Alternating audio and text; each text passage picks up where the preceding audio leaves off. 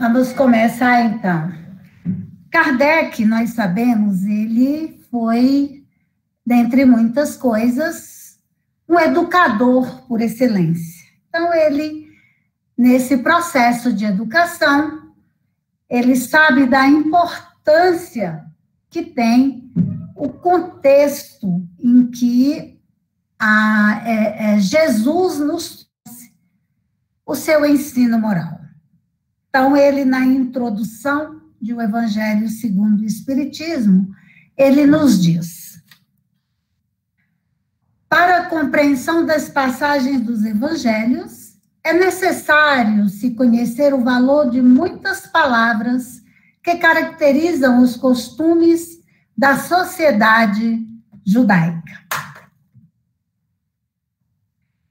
O significado delas explica o verdadeiro sentido de certas máximas de Jesus. Portanto, esse contexto é importante para que nós nos coloquemos na situação em que aquela sociedade se encontrava, o que eles praticavam, o que eles pregavam, o que eles viviam à época de Jesus. Dessa forma, lá na introdução do Evangelho segundo o Espiritismo, nós vamos hoje nos deter nas notícias históricas e no significado das palavras, algumas palavras muito utilizadas à época. Algumas instituições fundamentais do judaísmo. Por exemplo, o templo. O templo, onde era o local de culto religioso e único lugar oficial para os sacrifícios, umas práticas que eram utilizadas à época. Tinha um único templo em Jerusalém, que era o Templo de Salomão. Lá no templo era onde se realizavam aquelas festas grandes, onde as tribos, né, ali vinham e se reuniam para os grandes festejos, como, por exemplo, a Páscoa. Exceto os samaritanos, como a gente sabe, eles não vinham ao templo, eles viviam isolados, mas essa é uma questão que nós trataremos mais à frente. Jesus ensinou muito no templo. Por exemplo, aos 12 anos, quando ele foi para participar com seus pais da festa da Páscoa, terminada a festa, seus pais foram embora e Jesus ficou. Quando eles retornaram para buscá-lo, encontraram ele no templo, falando da lei de Deus, dos ensinos do Pai, para os doutores da lei, que muitos se admiravam daquela criança com tantos conhecimentos.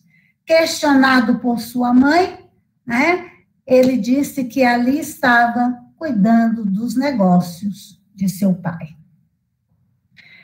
Jesus também atuou no templo ao expulsar os mercadores e assim condenou o tráfico das coisas santas sobre qualquer forma.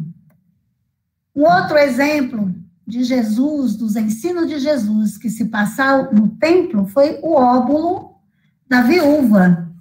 Jesus se encontrava no templo com os seus discípulos a observar como aquelas pessoas colocavam as suas doações no gasofilácio, que era o local onde eram depositadas aquelas doações. E observou que muitos colocavam verdadeiras fortunas, moedas de ouro, umas quantidades enormes. E, de repente, eis que surge uma viúva que foi lá e colocou uma pequena moeda, que representava o menor valor da moeda utilizada à época. Jesus se aproveitou daquele momento para nos ensinar sobre a verdadeira caridade. Existiam também as sinagogas, que era um edifício onde os judeus se reuniam aos sábados para a leitura dos livros sagrados, explicações e orações, sob a chefia dos doutores da lei. Jesus também frequentava as sinagogas, ensinava, estudava com eles e também fez algumas curas nas sinagogas. Existiam, àquela época, os escribas e os fariseus. Foram muito combativos na doutrina de Jesus. Eles eram doutores que ensinavam a lei de Moisés e a interpretavam para o povo. Eles eram realmente estudiosos e profundos conhecedores da lei de Moisés. Cumpridores, porém, das práticas exteriores do culto e das cerimônias. Ou seja, eles estudavam, ensinavam, mas não praticavam, não exemplificavam. Eles ocultavam os costumes libertinos que praticavam, o profundo e grande orgulho que os nutria e a ânsia de dominação que eles tinham. Eles tinham tão grande ânsia de dominação que eles se juntavam aos sacerdotes da época e ficavam frequentando as sinagogas, verificando quem ali estava pregando, o que dizia, para que eles pudessem montar as suas, digamos, armadilhas, né, contra Jesus. Tinham a religião mais como meio de chegarem a seus fins do que como objeto de fé sincera. Formavam seitas que partilhavam dos mesmos princípios, ou seja, os escribas e os fariseus agiam da mesma forma. Até por isso, Kardec registra que Jesus os tinha na mesma conta. Os fariseus, como disse, eles questionavam muito Jesus, eles tentavam pegar Jesus em alguma fragilidade, né? E uma das vezes eles perguntaram para Jesus, nos lícito pagar ou deixar de pagar a César o tributo? Né? Eles queriam que Jesus se comprometesse com o rei de Roma, né? Porque os tributos, na sua maioria, ia para Roma. Então, com essa pergunta, eles queriam comprometer Jesus, colocar Jesus numa situação difícil. E Jesus, então, pediu que eles apresentassem uma daquelas moedas que eles davam em pagamento.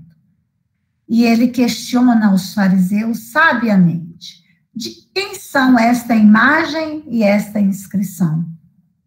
De César, responderam eles. Disse Jesus, então, dai a César o que é de César, e a Deus o que é de Deus. Naquele momento, por meio daquela lição que Jesus transmitia aos fariseus, ele nos ensinava sobre a verdadeira justiça. Uma outra passagem envolvendo os fariseus foi no momento em que eles trouxeram uma mulher adúltera, que ela fora surpreendida em adultério, e elas trouxeram até Jesus, eles a trouxeram até Jesus. E aí, Jesus, a lei de Moisés ordena que apedrejem as adúlteras. Qual a sua opinião sobre essa questão? Aqui está diante de ti uma mulher adúltera. Jesus, em resposta, lhe diz: aquele dentre vós que estiver sem pecado, atire a primeira pedra. A ocorrência seguinte, todos nós já sabemos. Saíram todos, começando pelos mais velhos até os mais novos. Mas naquela época também nós tínhamos um segmento da sociedade que denominava-se saduceus. Eles formavam uma seita judaica que iniciou-se pelo ano de 248 antes de Cristo. Eles não acreditavam na imortalidade, nem na ressurreição. E aqui cabe um esclarecimento: ressurreição, àquela época, era a palavra empregada para definir a reencarnação. A palavra reencarnação não era conhecida dos judeus daquela época, mas representava, sim, a reencarnação, a volta do espírito a um outro corpo, né? Então, toda vez que nós nos referimos aqui à ressurreição, a gente pode ler reencarnação. Eles também não acreditavam nos anjos bons e maus. Acreditavam em Deus, mas eram materialistas. Para eles, tinham a sua satisfação dos sentidos físicos por objeto essencial da sua vida. Então, eles trabalhavam para saciar os seus sentidos físicos. Os essênios eram um segmento muito especial da sociedade judaica. Eles formavam um grupo religioso fundado cerca do ano 150 antes de Cristo, e eles formavam uma associação religiosa, uma associação moral e religiosa, quer dizer, eles compunham uma seita, e eles se distinguiam pelos costumes brandos e por rigorosas virtudes, ou seja, eles se distinguiam pelas qualidades morais que eles possuíam e que eles praticavam. Ensinavam o amor a Deus e ao próximo, e a imortalidade da alma, e acreditavam na ressurreição. Os essênios, eles viviam em celibatos, quer dizer, eles fizeram a opção por ficarem solteiros. Condenavam a escravidão e a guerra, ou seja, eles já condenavam toda forma de subjugação e de violência, né? Pelo gênero de vida que levavam, assemelhavam-se aos primeiros cristãos. Existem muitos que dizem que Jesus, durante um tempo, viveu junto aos essênios para aprender com eles, né? Mas Kardec nos auxilia e nos traz informações de que, e basta também que nós raciocinemos um pouco, né? Jesus, como nós sabemos, foi o espírito mais puro, mais grandioso que já esteve aqui no nosso planeta. Ele é o governador espiritual da Terra, ele é ministro de Deus, ele é co-criador, ele participa, né? Ele vive os ensinos e a lei de Deus, tanto que há mais de 4 bilhões de anos ele já era um espírito puro. Então, certamente, ele não tinha o que aprender com os essênios. Se ele tinha, era a ensinar, como ensinou a todos nós. Existiam também os nazarenos, que eram judeus que faziam voto de guardar perfeita pureza. Praticavam a castidade e abstinham-se de bebidas alcoólicas e conservavam a longa cabeleira. Mais tarde, os judeus deram esse nome aos primeiros cristãos por alusão a Jesus de Nazaré. Embora Jesus não tenha sido um nazareno, né, eles deram esse nome aos primeiros cristãos.